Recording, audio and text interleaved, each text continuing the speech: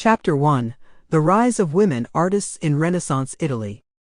The Italian Renaissance, a period of cultural rebirth and flourishing intellectual activity from the 14th to the 17th century, is often celebrated for its male artists, Leonardo da Vinci, Michelangelo, Raphael, whose works reshaped European art.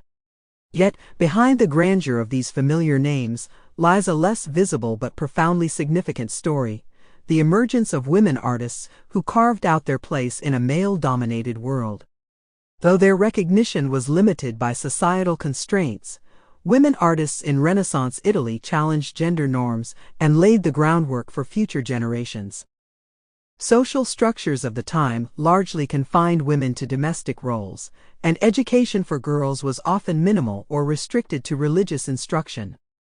However, elite and aristocratic families sometimes provided their daughters with broader educational opportunities, especially if they showed artistic or intellectual promise. In such rare cases, daughters were encouraged to learn painting, poetry, music, and classical literature, skills valued in courtly life.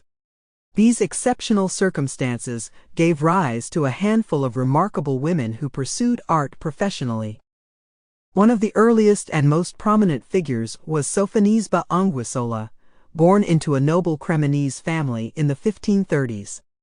Her father believed in educating his daughters and actively supported Sophonisba's artistic development. She received private training and was later invited to the Spanish court, where she served as a court painter to Philip II. Her portraiture, marked by psychological depth and refined composition, won the admiration of both patrons and peers.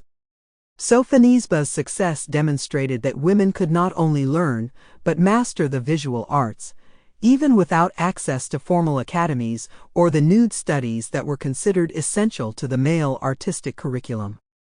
Another significant artist was Lavinia Fontana of Bologna, one of the first women to manage her own workshop and support a family through her art. She excelled in religious painting and portraiture, producing over 100 known works. Trained by her father, Prospero Fontana, Lavinia navigated the professional art world with skill, earning commissions from Italian nobility and even the Vatican. Her career challenged the notion that women were incapable of large-scale or complex compositions. Despite their talents, women artists still faced systemic limitations. They were typically barred from studying anatomy, working in public studios, or receiving the kinds of commissions that launched the careers of their male counterparts. Nevertheless, Sample complete. Ready to continue?